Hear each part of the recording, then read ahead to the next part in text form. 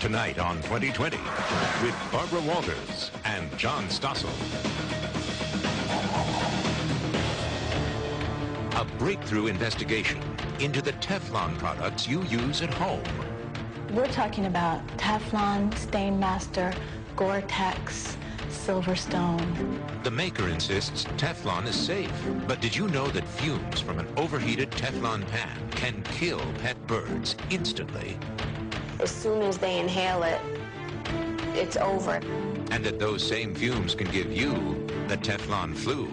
You get some fumes, yes. So you'll feel like you have the flu? You feel like you have the flu temporarily. And how long does that last? Temporary, a couple days. Chief Investigative Correspondent Brian Ross with alarming new information about Teflon.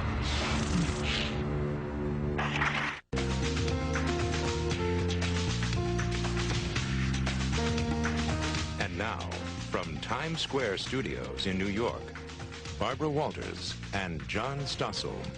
Good evening and welcome to 2020. Well, it coats the pots you cook with so the food doesn't stick. It protects the carpet your baby crawls on. You may also have it in your winter jacket, your skin lotion, even your makeup. We're talking about Teflon. And tonight a 2020 investigation uncovers alarming information about this much-used material.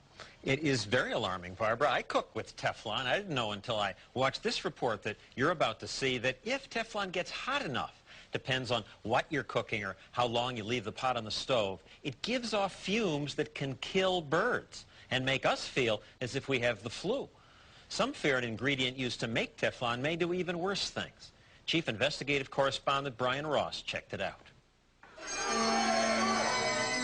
For the parents of the groom, this happy day was one they feared might never come. Given how their son started life. He was born January the 15th, 1981. Sue Bailey's son was born with only one nostril and a deformed right eye. And the doctors told us not to get attached to him because he probably wouldn't make it through the night. What did the doctor say to you about his condition? They didn't know what to say. No one knew what to say. I mean, they had never seen a baby like this before. I cried so many tears, I couldn't cry another tear. That was 22 years ago.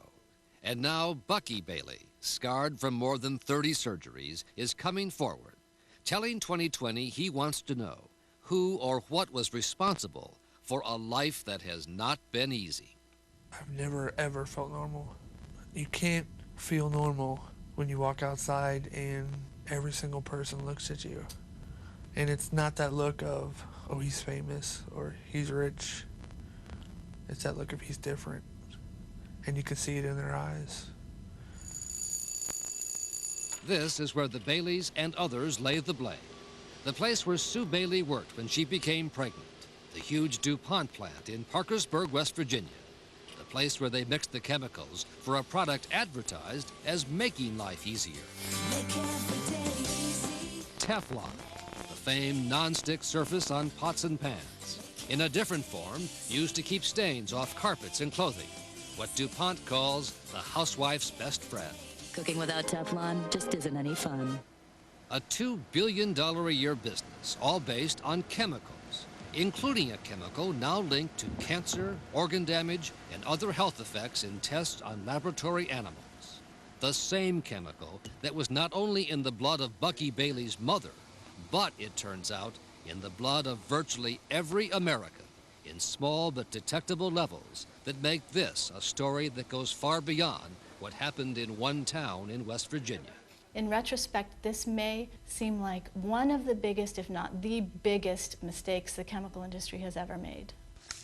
Jane Houlihan and Chris Thayer of the Environmental Working Group, an activist organization, have been poring over 20 years' worth of industry and DuPont confidential documents on Teflon. And how could they not be in our blood? They're in such a huge range of consumer products. We're talking about Teflon, Stainmaster, Gore-Tex, Silverstone. So if you buy clothing that's coated with Teflon or something else that protects it from dirt and stains, those chemicals can absorb directly through the skin. According to the federal government, some of the highest blood levels were found in a nationwide sample of children. And even DuPont says it cannot rule out that Teflon-connected products, such as its Stainmaster carpet treatment, give off the chemical, although at blood levels DuPont says are far too small to be a problem. We are confident when we say that the facts, the scientific facts, demonstrate that the material is perfectly safe to use. Uma Chowdhury, a vice president of research, is the DuPont executive chosen to publicly defend Teflon, the company's most valuable brand name. She says Teflon is completely safe, even if the key chemical is in everyone's blood. Everyone has it. Everyone has it. It's in my blood? Your blood? Possibly. We do not believe there are any adverse health effects. Is it a good thing to have it in your blood? There are lots of chemicals that are present in our blood. But the unexpected discovery of the almost universal contamination of human blood from the Teflon chemical called C8, combined with worrisome laboratory studies, has now led to a high-priority federal investigation of the chemical's risks. It's a potential threat, and EPA is moving fast in studying this. Human blood levels are too close to the levels that harm lab animals. That's why they're moving fast. But the Environmental Working Group says there's another, more immediate health problem from Teflon. It's heating up pretty rapidly in this first few minutes. Involving, as they showed us in the kitchen, the mix of chemicals from Teflon. We're at 480. They can make you sick, cause a kind of 2-day Teflon flu if a nonstick pan gets overheated, starting around 500 degrees. 560. 560 at 554 degrees Fahrenheit. Studies show that ultrafine particles start coming off the pan. These are tiny little particles that can embed deeply into the lungs. It feels like the flu, headache, chills, backache, temperature between 100 and 104 degrees. The hotter it gets, the more chemicals are released. And at 680, 6 toxic gases can begin to come off of heated Teflon. And it turns out this Teflon flu is something DuPont has known about for years. You get some fumes, yes, and you get a flu-like symptom, which is reversible, and if you follow the instructions on the pan... You feel like you have the flu? You feel like you have the flu temporarily. Now, how long does that last? Temporary. Couple days. Couple days? Couple days. That's temporarily? Yeah. DuPont says pans don't get hot enough with normal cooking to present a problem. We're at 500. But this bacon was just getting crisp when the Teflon pan went past the initial danger point of 500 degrees. This is a temperature DuPont has said is never exceeded under normal cooking conditions in the home. We cooked some bacon. Above 500 degrees, the bacon still wasn't done. I've never cooked bacon. I can't comment. The Environmental Working Group has tried without success to get the government to order a warning put on the labels of nonstick pans. On this pan, the label says only that high heat will damage or discolor the pan. I think that our viewers will be surprised to know that there is such a thing as this fume fever.